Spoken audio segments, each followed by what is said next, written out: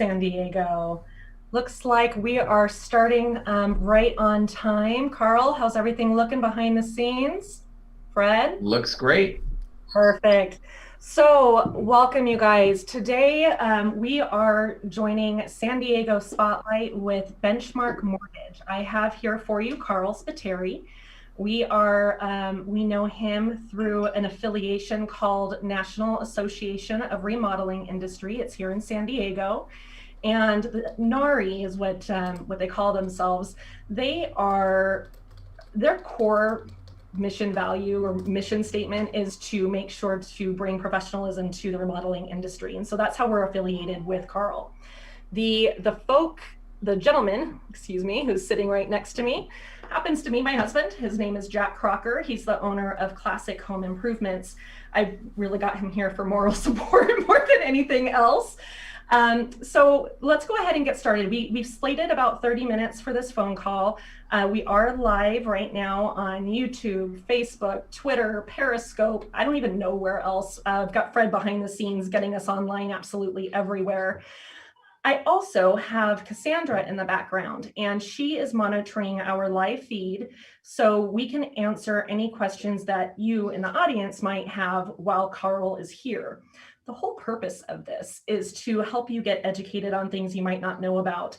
If you're going online and you're looking for information, there's a really, really, really strong chance that the information you're reading is from a ghostwriter and not necessarily the expert. So I'm bringing the expert to you. Carl, please tell me a little bit about, first of all, who you are, how you got to be where you're at, and a little bit about Benchmark and your services. All right. Well, my name is Carl Spiteri. I've been in the mortgage industry for many, many, many years now. We take a different approach to it. Our mortgage world revolves around education and making sure that we give people the proper answers to ask the right questions to be able to make right choices for themselves. Mortgages is a lot more about interest rate. It's finding what the real root of the challenge is and providing the right alternative for you. It's just a lot more than interest rate. Again, we do it all through education. Benchmark Mortgage is the national lender. They're licensed, I believe, 48 or 49 states throughout the country. Have been in business about 20 years, and they're just a real progressive, real good company to work with. Their own servicing department. They have their own. They're one of the few smaller sized lenders that actually have an in-house construction department. And so when we work with people such as Jack, we have a construction department dedicated to the construction team, because when you do a construction loan, you, the borrower, have to qualify. The contractor also has to qualify. Really? And then most importantly, the project has to qualify. And with construction lending, you're not just giving people, I need $200,000 for my ADU. Here's your $200,000. We'll see you later. We're actually monitoring the project, making sure the bills are paid. They're paid correctly. They're paid on time. There's lien releases that go along with the payments. So we're solving a lot of potential challenges after the fact of loan closing up until you get your construction project done. So it's very, very important to work with a lender that has a construction department that they work with. I didn't realize that not all of them did, honestly. Yeah. So how long have you been with Benchmark? I've been with them 11 years now, 12 years now, January, 12 years. And how does it work? You're like the owner of the branch or a branch manager? I'm a branch manager for a corporation of the Benchmark Mortgage. We're our own San Diego entity. We process. We do all our work with San Diego people. So even though we're a national lender, we're employing San Diegans. We're working for San Diegans on a daily basis. My staff is all out there. They come to the office and work. So we're not just an 800 number that's operating in some different state. We're actually bringing jobs to San Diego. Perfect. I love it. Yeah. So before I start asking you just a whole bunch of questions, let's kind of warm up a little bit.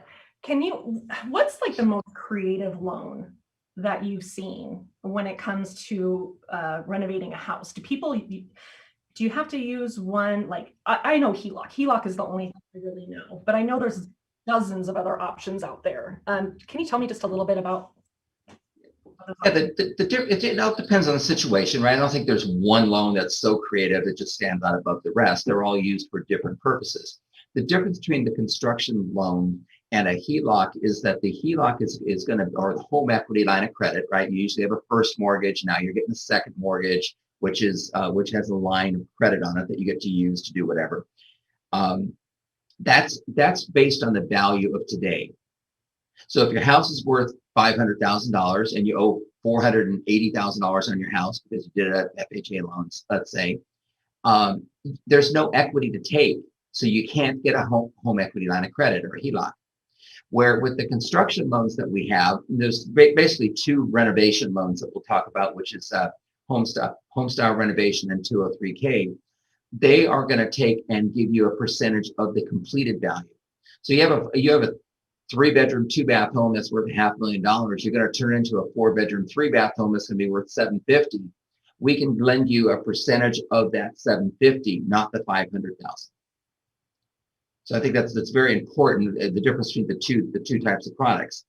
The home equity line is cheaper, and it's an easy solution if you have the equity and you have you want to take on the responsibility of the lien releases and all that kind of stuff on yourself.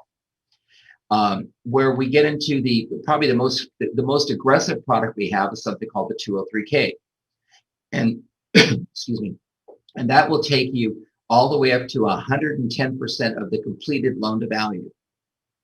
It will allow for less than stellar credit. It will allow for essentially no cash reserves. So if you have no money, you still want to remodel.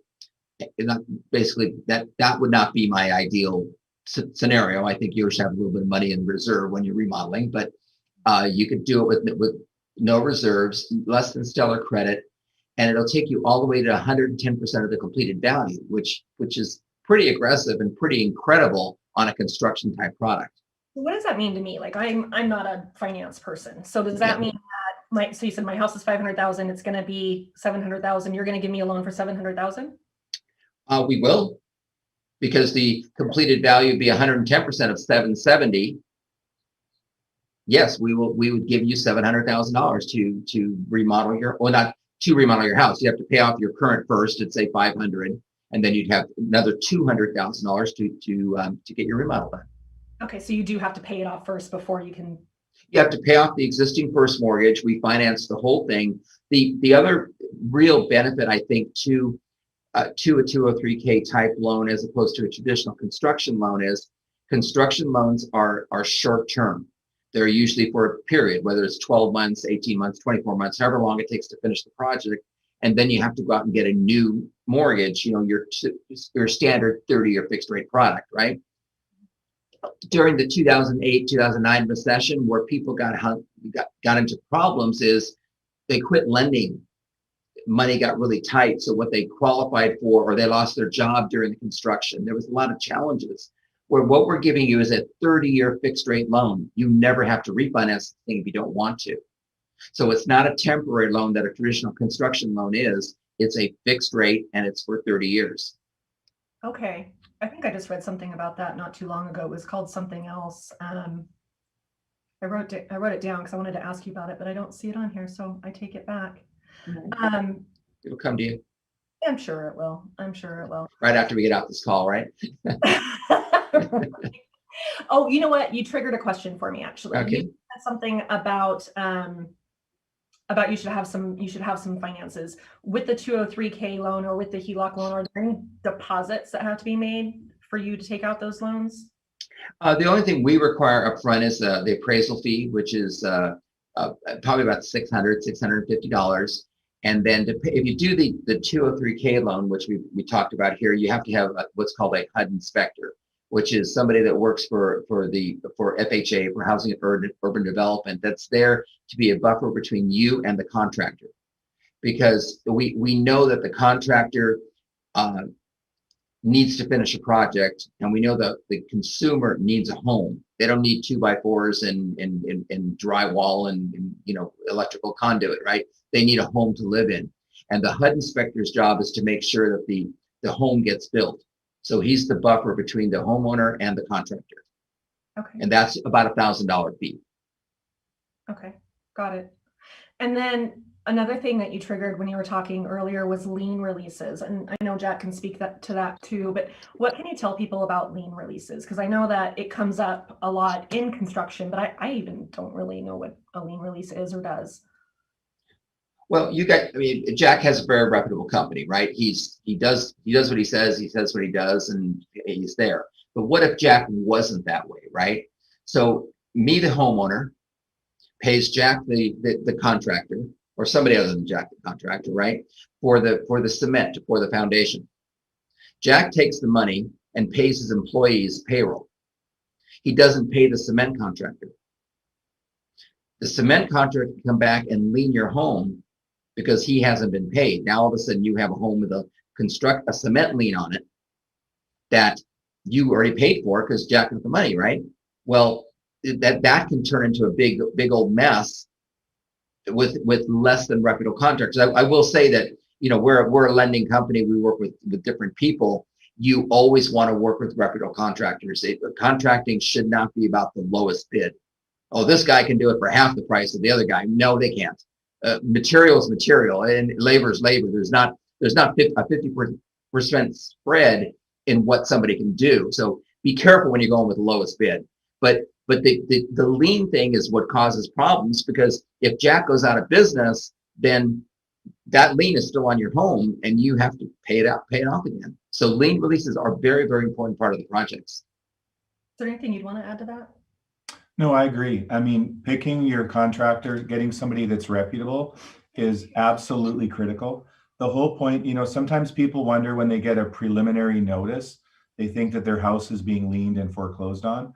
All it is it's basically a trade contractor saying, hey, I'm Bob the builder, and your contractor hired me for $10,000 to do this work. If he doesn't pay me, then I get to lien your house. It doesn't mean they're liening the house. And if you're dealing with a reputable contractor, that's not a bad thing. All you have to do is just, you make sure that, like when I get paid for concrete, the first people we pay are the concrete people so that we can release that lien. That's a normal part of business. But, and here's what I always tell people, if you ever get one, still take it seriously and ask the questions and make sure that everybody's aware of what's going on. You don't have to stop all payments till it's resolved, but you should absolutely hold back more than the value of your releases until you have new papers that say, my name is Bob the builder, I've been paid in full, and I release my right to lien. It's just a little bit of extra paperwork. And if you have a reputable contractor, not a big deal. If you have a contractor that gets furious about that, then you need to ask a few extra questions. Be very, very careful in that case.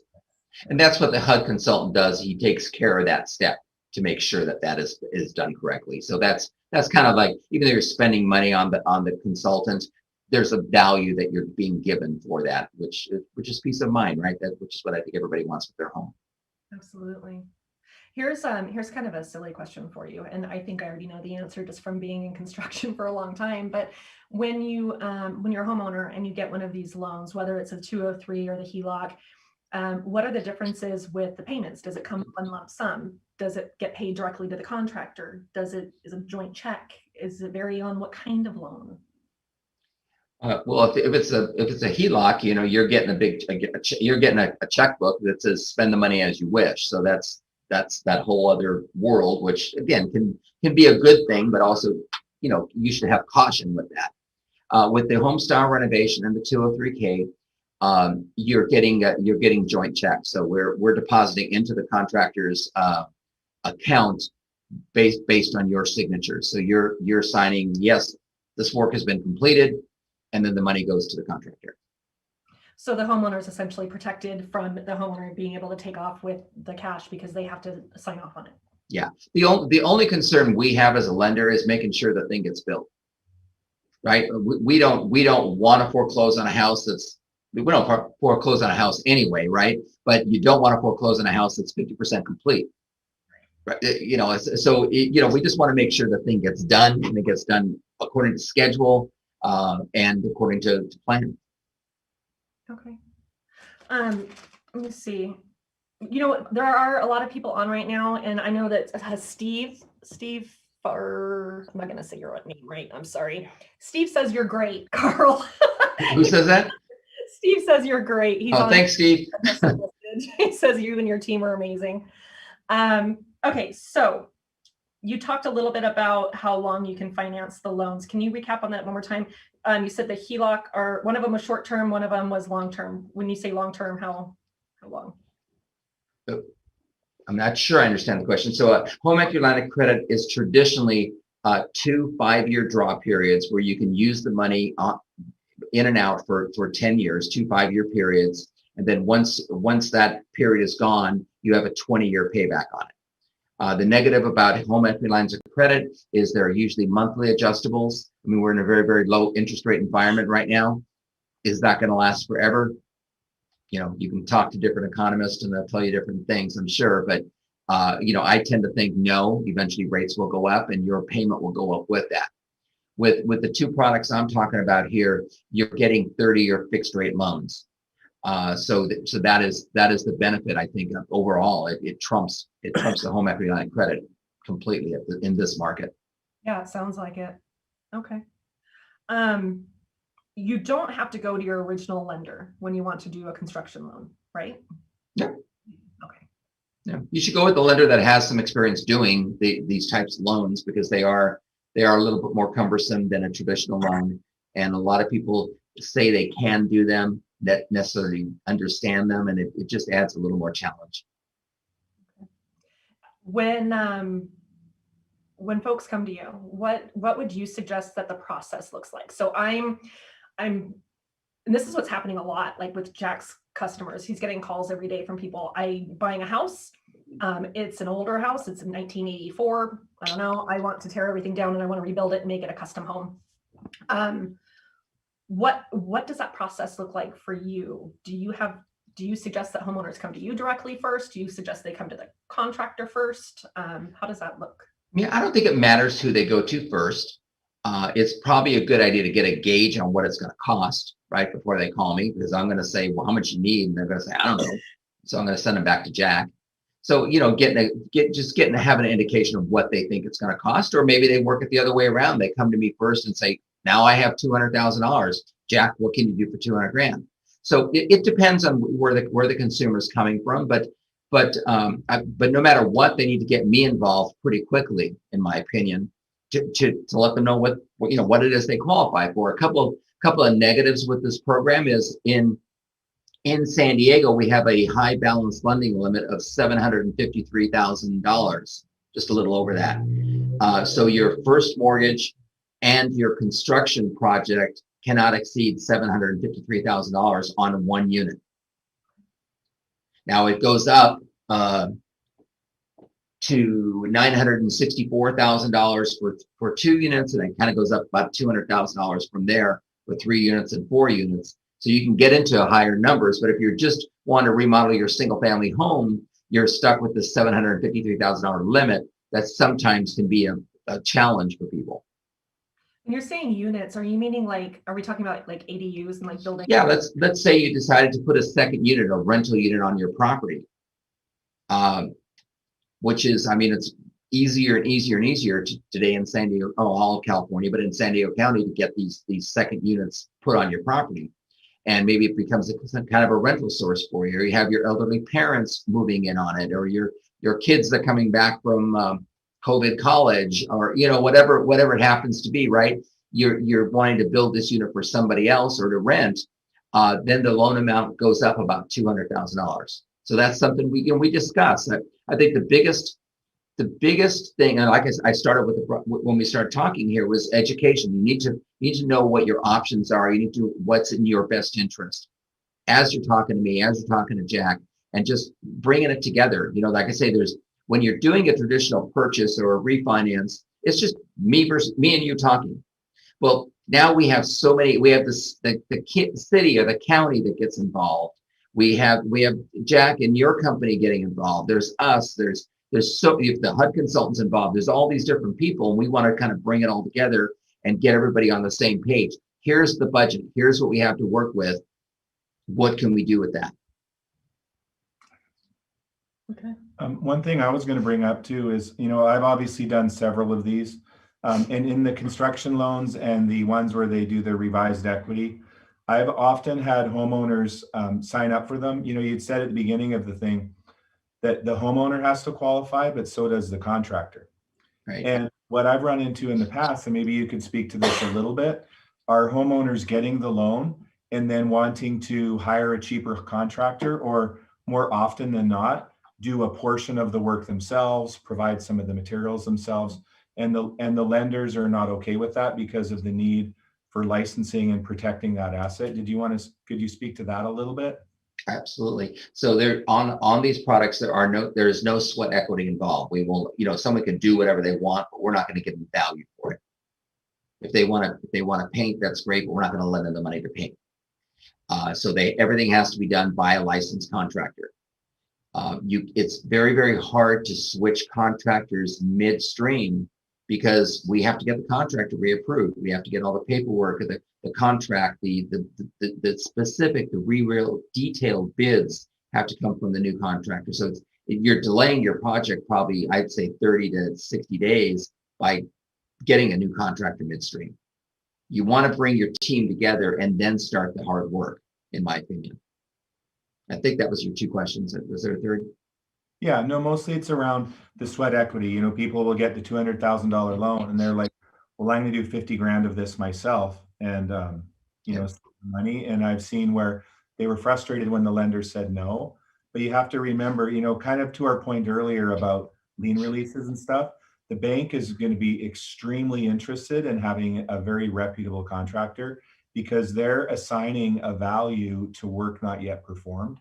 And so I think that's an important thing for homeowners to understand if they're going to, consider this versus a home equity line. Kind of to your point, with the home equity line, maybe those triggers aren't in place because you can spend that money as you please. But when you're using one of these other products, it's very important that you don't sort of have in the back of your mind that you're going to use some of your own sweat equity to save a few dollars. Yeah. We're going to account for every penny that goes out. We're not paying anybody unless they're predetermined that they were the person to be paid. It's a fund control, and again, fund control is you can either like it or hate it.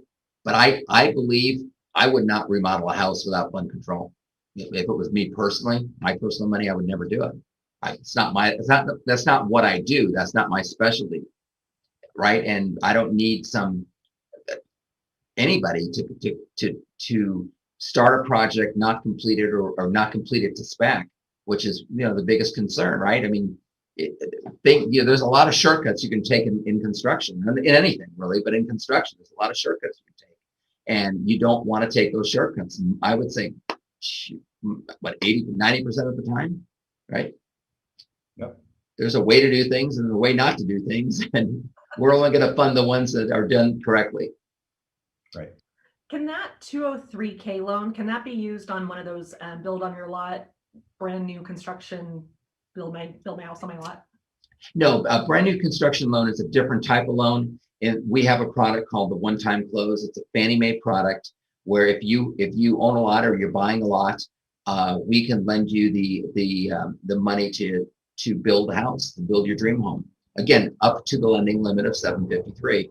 But it's a real good program, and we also. I don't know if you guys can hear the airplane just flew overhead, but we use them sometimes even for lot splits where somebody lives on a larger lot and they can have it rezoned and then build additional units. I mean, there's a lot of different ways we can work with this product, but it goes to 95% loan to value, where if you're going with some of the traditional product, you're at 30% down. 35% down sometimes. These are better for loan to value. They're also better because, again, we're giving you a 30-year fixed rate loan on the construction side. You have 9 months to construct it with interest only payments, and then after it rolls over automatically to a 30-year fixed rate loan that's already locked in. So your interest rate before you break ground. Because what if the economy doesn't turn and rates go from 3% to 6%? Do you want to have to, now all of a sudden you don't qualify for the house you just built, right? You want a 30-year fixed rate loan in place. Great. Awesome. I don't know if there's anybody out there right now that has a question that you'd like to ask him, general or very distinct. Please feel free to go down to the bottom of your chat. You can see there's a little chat box. We can see your questions and he can answer those live. You can also comment in whatever platform you're on. If you're on YouTube, Facebook, Twitter, I do have somebody monitoring those questions as well. I don't think I have any questions from here that I can personally think of. Are there any other? I actually do. I take that back. How long is the process from reaching out to you to getting financed and starting demo? Normally, the way I always like to explain to the consumer is that we should start the process as soon as you start talking to Jack, right? And then by the time it all goes through, we have plans and permits ready to pull. That's when we're done with the project. Sometimes we're lagging a little bit. Sometimes the city's lagging a little bit, but usually they kind of come together pretty, about the same time. So that's really, there's no set time frame. We can't fund the loan until we have plans and permits ready to pull. So, that's a process with the county. Something that we didn't talk too much on is accessory dwelling units, which seems to be a real big thing going on. The difference between the two products is with the home style renovation loan, we can build a detached. These are remodel programs, right? So you have to be careful on how they're defined, but we can build a detached ADU on the home style renovation. On the 203K, that if we're going to build an ADU, it must be a contiguous to the existing foundation. So there's a little difference between the two products. Can you have one of those bridgeways from the house to? As long as they're floor, wall, and ceiling, you can do that. It can be a storage area between the two, it can be garage between the two. Now, on a lot of San Diego homes, like in the North Park, South Park area especially, but pretty much all of the county, I guess, where they have, on the olden days, they used to build detached garages. The detached garage is an existing foundation, so we can actually remodel the garage and put 2 units on top of it if we wanted to. Now, do they have to add another garage? If they had an existing garage and they converted, do they have to now add an additional garage in some parts of the city? That would be up to the city. Okay. Jack would know better than I. The short answer is yes. You need to always maintain covered every zone is different, but it's very rare where if you have existing covered parking, you need to maintain covered parking. So if you remodel your garage into a suite, then you have to build a garage somewhere else on your property.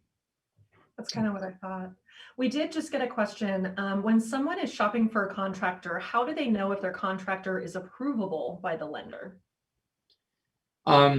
They don't. We will find out rather quickly. But again, I think if you look at reviews, you look at state of California licensing, you kind of check all that out to make sure that they're real. Then they're usually approvable. But I mean, you'd be surprised what you see in some of these records. It's pretty interesting out there. It's serious. I had a lady about a year and a half ago that was $500,000 into a rebuild, or no, I take that back. It was probably $300,000 into a rebuild, and the guy walked away. She had a house that was completely open. It was, there was just drywall. There was no drywall. There was just studs, and it was gone. He was gone. So it's really, really important to find a good contractor, a good company to work with.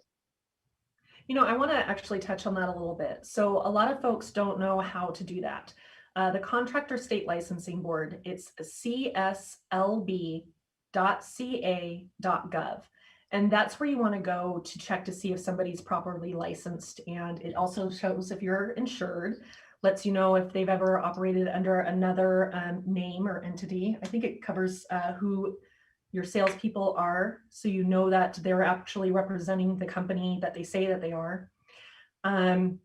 For reviews, I like to touch on that a little bit. You know, Yelp's a great place to go and talk about restaurants. It's not really a great place to go check on referrals for contractors. If you want to check on referrals for contractors, I think that Angie's List is probably top notch. They make sure that it's not friends and family that are doing reviews on there. So that's where I would refer people to. Can you, while we're talking about contractors, Jack, can you maybe share with us anything that might be a red flag when somebody's looking to hire a contractor for a remodel? Yeah, well, the kind of remodels we're talking about are tend to be large structural type remodels with an addition and those sorts of things. And in California, there's two things to consider for a licensed contractor. One of them is there's probably a dozen or 2 dozen designations. So somebody might be licensed to set tile, but that's it. Somebody might license to be a plumber, but that's it. You need to get a general contractor if you're doing one of these things that's licensed to do all of the work that's being performed. And that's sort of a technical answer. The other thing that you want to do is that, especially in times where there's a lot of people starting companies, you don't, for a big project, I mean, if someone's painting your bedroom, that's one thing, you can always repaint it. But when you're talking about a structural remodel, you need to make sure that you're dealing with somebody that's done it many, many times before and is very qualified in that specific work. You know, you might have a contractor that does kitchens all day long, but if you have an addition with a kitchen in it, that's very, very different than just a kitchen. So you want to definitely take a look and make sure that they've got experience in the type of work that's being performed, because construction has lots and lots of different aspects to it and takes a lifetime to learn all those aspects. So those are two things. And then, like you said, look at reviews and don't just look on one website where I mean, you guys have all been to a restaurant where it says, you know, write a good review and we'll give you a free cup of coffee. Imagine what the contractors are doing, you know, and so you want to make sure that you're talking to people that are reviewing that have actually had work performed on their project and not just, like you said, friends and family or just ghost reviews, whatever's going on. And we go through a whole vetting process where, you know, we have to get the insurance, we have to get the liability and the workman's comp, and we have to, you know, there's a whole vetting process we go through for the contractor. So even if you start working with somebody that's maybe not quite straight up, we're going to find out about it pretty early in the process. So just know that, you know, that's part of what these loans do. Hey, Carl, for construction, we say go out and make sure that you get 3 quotes. Make sure that you're comparing apples to apples. In your industry, are we recommended to do the same thing? Do they say go, or you guys, how does the lending work? Do we get 3 mortgage brokers that we talk to? Do we get one and you guys all have access to the same products? How does No, just one right here. You know, we're done. Perfect. No, you know, you should, in my opinion, you should work with somebody you're comfortable working with. You should, you know, you want to call 3 people, call 3 people, call 6. It doesn't matter. What you're going to have to do, in my opinion, is come to a dialogue to where you get a comfort level. Once you get a comfort level, if you want to check reviews, you want to check whatever, that's great as well. But get the comfort level because you're going to be working with us for a while. I mean, my team is top notch here. They're you know, I have an incredible group of people that work with me, and they all are very, very competent. So we can get through the process pretty efficiently. But if you talk to somebody that doesn't know how to spell 203K, you know, if he's a quarter or a 0.5% or 10% cheaper, it doesn't matter because you're not going to get the deal done, you know. So, but most of our products, I mean, these are the 2 products we're talking about is a Fannie Mae product and a FHA product. Everybody has access to them, but do they know how to do them? And that's the problem you run into with these type of loans. But absolutely, you should always work with somebody when you're talking about money, that's somebody you're comfortable with. I think that has a lot to do with it. These major renovations, they're not a 2 or 3 day project. You're dating them, and you know, for 6 months or a year, depending on how long the project takes and what you're Exactly. Go ahead. I was going to say one thing. I think I don't know if we touched on, but we were talking about reserves. You know, what if you don't have any money in the bank? You know, behind you. We do require 10% reserves on all projects. So if you go over budget, if there's a sewer pipe that gets discovered or something that comes up, there's 10% that you can't get back at the end. You can get back as far as loan deduction We can't give you cash back at the end, but it's there for challenges that come up. And in construction projects, most of the time, you're going to find something that wasn't exactly planned for. Really, really, really good to know. I want to touch on that for just a minute, because what are some of the things that people, I mean, I know some of them, but what are some of the things that people will find once you get behind the walls and you start renovating, where it's an unexpected cost? Like, people are always worried about extra work orders. What causes an extra work order? Well, I think from a construction standpoint, depending on who your contractor is, now if you have a 150-year-old house, then anything's possible when you get behind the walls until you open things up. But generally speaking, there really shouldn't be a whole lot of surprises. Unless you've just bought a home and they're immediately remodeling it, because you may know that the toilet might have flushed the one time you tried it, but once you've used it for a week, maybe there's roots in the line and they're just cleaned out. So there's little things like that that can come up. Frankly, the majority of time, what comes up with change orders are changing your scope or changing your spec or buying a fancier tub, or those kind. You get in this, we remodel it, and you're like, I want a bigger window. Those are the things that typically are going to drive your cost up. But it is remodeling, and nobody has X-ray vision, and so sometimes when you get in there, you can run into issues like the wiring is bad, the plumbing is bad, typically things that are behind the wall that you couldn't see. Sometimes in old homes, believe it or not, we'll open up the wall and the entire house has no insulation in it. Wow. Because that it wasn't always in the building code that they had to be insulated. It's been for a very long time. So sometimes things like that, but change orders with a reputable contractor should be pretty rare unless you're revising the scope.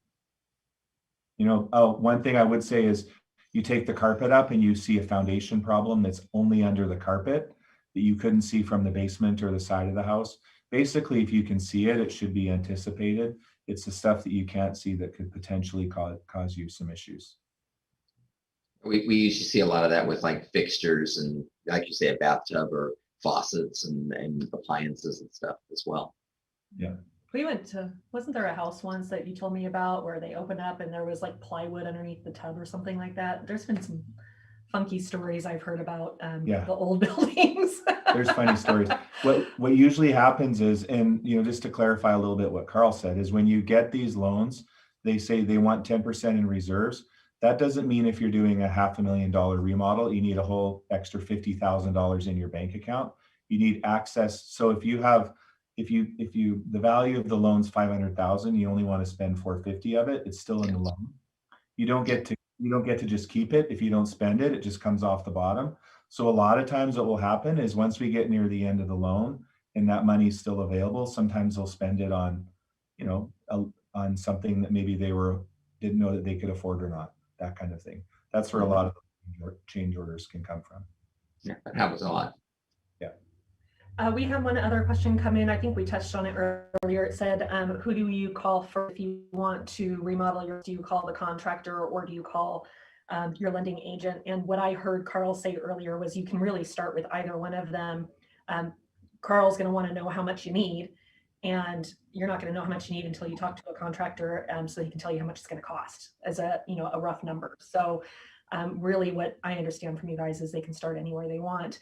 If you want to start with Carl, we've got his number up above. It's been scrolling, and we do encourage you to give him a call. His office line is 619-544-6444. He is a San Diego benchmark mortgage, did I say representative? Business. And you can definitely. We're a branch office is what we are. So there you go. Jack Crocker is I told you guys he's my husband. He's also a contractor here in San Diego, doing design build remodels, home additions, casitas, ADUs, granny suites, second floor additions. These are all the types of projects that we're talking about where you're going to need a pretty substantial loan. Carl, one last question for you.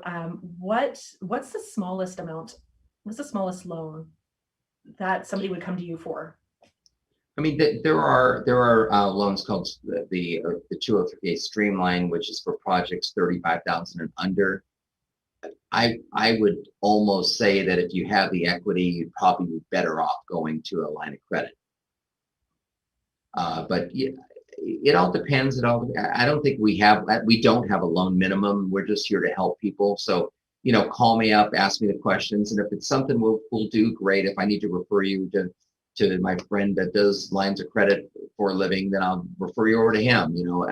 It all depends on what your needs are. And just give us a call. We love to talk to people. That's what we do. Perfect. Thank you so much. One last plug for National Association of Remodeling Industry. You can go to their website. It's narisd.org, narisd.org. There's a complete list of contractors on there. Their hashtag is remodeling done right. Everybody who's affiliated with NARI wants to bring that high level of professionalism. We believe that we are the best in the industry, and it's because we are partnered with people like Carl. We make sure that we stay on top of what the rules and regulations are in our industry. And that's one of the reasons why we brought Carl here, is because of our affiliation with NARI. So thank you for joining us on the Spotlight, San Diego Spotlight today. We do have another event coming up next Wednesday. It's at 11 o'clock, and it's home remodeling, design and construction, and it's with Kohler. So they're going to showcase some of their new products. We're really excited to show you guys that. If you'd like to register, go ahead and go to readytoremodel.com. And thank you, everybody who showed up today. Carl, thank you so much. Jack, thank you for being my support. Thanks, guys. Thanks for having me on. I appreciate it. Have a good day. Bye. Bye.